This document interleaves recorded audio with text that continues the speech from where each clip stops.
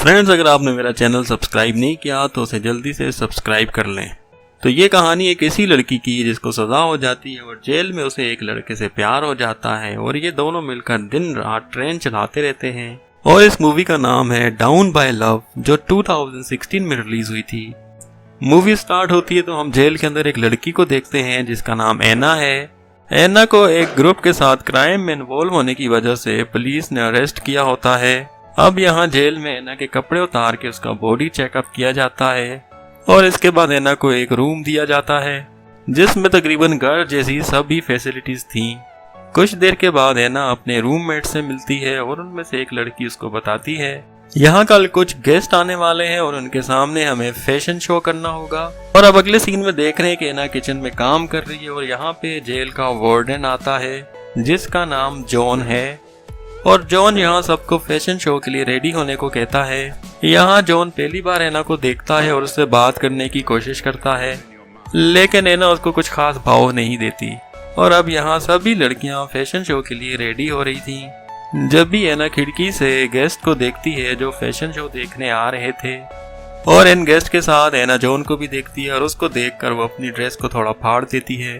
दरअसल एना जॉन को इम्प्रेस करना चाहती थी और ऐसा ही होता है। एना को देख के जॉन पूरा फ्लैट हो जाता है और अगले दिन जॉन एना को अपने केबिन में बुलाता है। तो एना उससे कहती है क्या मैं किचन छोड़कर किसी और जगह काम कर सकती हूँ, लेकिन जॉन कहता है नहीं, यहाँ का ये रूल है, हर कैदी को कम से कम 4 महीने एक ही जगह पर काम करना पड़ता है। 4 महीने के बाद तुम्हारी शिफ्ट में चेंज करवा दूंगा।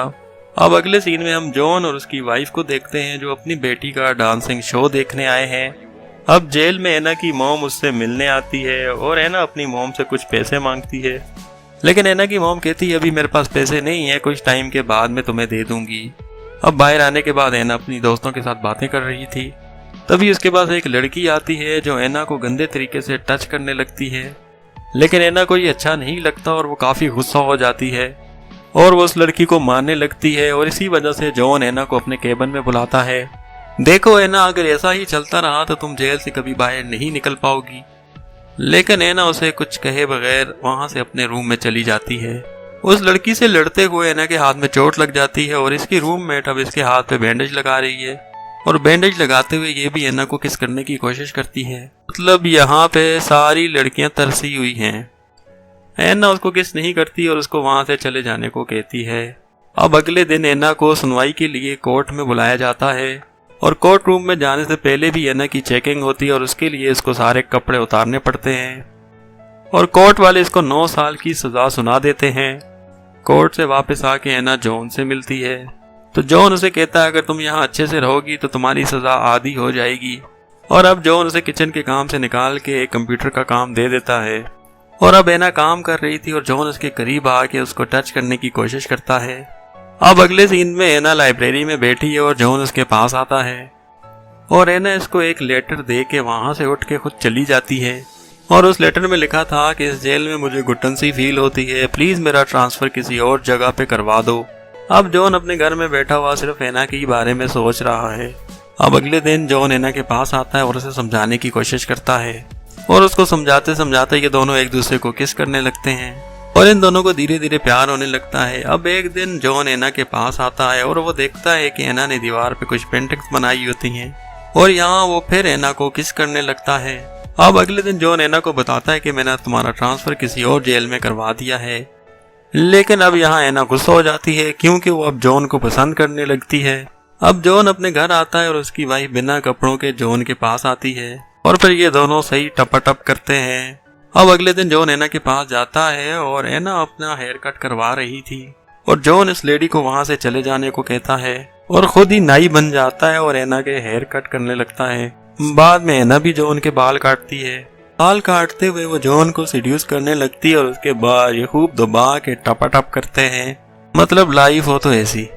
अब अगले दिन भी जॉन उसके पास जाता है और सही अपनी रेलगाड़ी उसकी सुरंग में चलाता है और अब एना उसको कहती है कि सेकंड राउंड भी करते हैं क्योंकि मेरा मन अभी तक नहीं भरा, लेकिन जॉन पहले भी कर चुका था। अब जॉन की मिर्च खड़ी नहीं हो पा रही थी और ये बातें ही कर रहे होते हैं, वहाँ एक और जेल की स्टाफ आ जाती है और वो जॉन को लेकर एक मीटिंग में चली जाती है।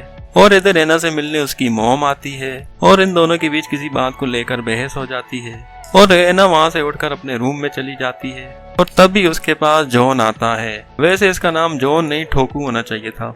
और एना की शर्ट ऊपर करके चौंसे आम को चूसने लगता है और इसी दौरान अब जॉन एना की कुछ गंदी वीडियोस भी बना लेता है। अब रात को एना जॉन को मैसेज करती है और जॉन इस टाइम अपनी फैमिली के साथ था, इसीलिए वो उसको रिप्लाई नहीं देता। अगले दिन एना जॉन के ऑफिस में आती है और कल रात की बात के लिए उससे गुस्सा होती है और एना जॉन से कहती है, क्या तुम सच में मुझसे प्यार करते हो? तो जॉन कहता है, हाँ मैं सच में तुमसे प्यार करता हूँ। अब अगले दिन क्रिसमस था और जॉन अपनी फैमिली के साथ डिनर कर रहा था और इधर जेल में एना और उसके फ्रेंड्स मिलकर पार्टी कर रहे थे और यहाँ एना कुछ हॉट पिक्चर्स लेकर जॉन को भेजती है और एना की फोटोज देख के जॉन से रहा नहीं जाता और जॉन अब जॉनी सेन बन जाता और अपनी वाइफ को पेलने लगता है। और इधर जेल में एना के पहाड़ों से पानी निकल रहा था और वो जॉन का इंतजार कर रही थी, लेकिन जॉन उससे मिलने नहीं आता और एना गुस्सा होकर बहुत सारी नींद की गोलियां खा लेती है, जिससे उसकी तबीयत काफी ज्यादा खराब हो जाती है और उसे हॉस्पिटल में एडमिट कर दिया जाता है। और अगले दिन जॉन एना से मिलने आता है और उससे कहता है, तुमने ऐसा क्यों किया?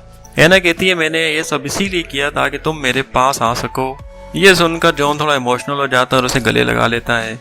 अब रात को जॉन एक बार में जाता है अपने दोस्त के साथ और वहाँ ड्रिंक करता है और यहाँ जॉन को हर लड़की में एना ही दिखाई दे रही थी। ये देखकर उसे रियलाइज होता है कि वो सच में एना से प्यार करने लगा है। अब अगले दिन जेल का एक ऑफिसर जॉन को अपने ऑफिस में बुलाता है क्योंकि इसे पता चल जाता है कि पिछले 6 महीनों से इन दोनों का अफेयर चल रहा है, लेकिन जॉन कहता है कि ये सब बकवास है, ऐसा कुछ भी नहीं है। और अब कुछ दिनों तक जॉन एना से दूर रहता है और कुछ दिनों के बाद वो एना को कॉल करता है और एना कहती है कि मुझे एक होटल में जाना है। तो जॉन उसको एक होटल में लेके जाता है और होटल में जाके वो सही अच्छे से अपनी ट्रेन चलाते हैं।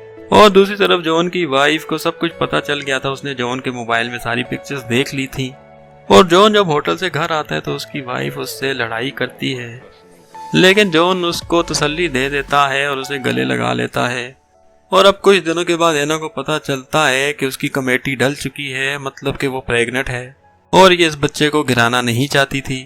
अब अगले दिन जॉन अपने ऑफिस में बैठा होता है और वहाँ कुछ ऑफिसर्स आते हैं जो जॉन को अरेस्ट कर लेते हैं। और जॉन जब इसका रीजन पूछता है तो ऑफिसर्स कहते हैं, तुमने जेल में एक लड़की के साथ अफेयर चलाया है, यही तुम्हारी सजा है और तुम्हें कम से कम 3 साल की सजा हो सकती है। और ये बात सुन के जॉन को कुछ फर्क नहीं पड़ता। अब अगले सीन में एना रोड पर जा रही थी और जॉन उसके पास आता है और उससे बात करने की कोशिश करता है, लेकिन यहाँ एना उसको मुंह नहीं लगाती। और अब इन दोनों के केस की सुनवाई होती है और इन दोनों को कोर्ट में बुलाया जाता है।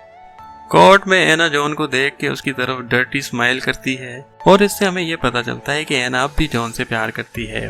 और इसी के साथ ये मूवी यहाँ पर खत्म हो जाती है। भाई मजा आया और मैं ये जो मजा है हिंदुस्तान के हर व्यक्ति को देना चाहता हूँ। और भी अच्छी अच्छी मूवीज देखने के लिए मेरे चैनल को विजिट करें और सब्सक्राइब कर दें और ये घंटे का बटन तो लाजमी दबा दें ताकि आने वाली हर नई वीडियो का आपको सबसे पहले पता चले। और अगर अभी तक आपने अपना हिलाया नहीं तो हिला लें सब्सक्राइब का बटन।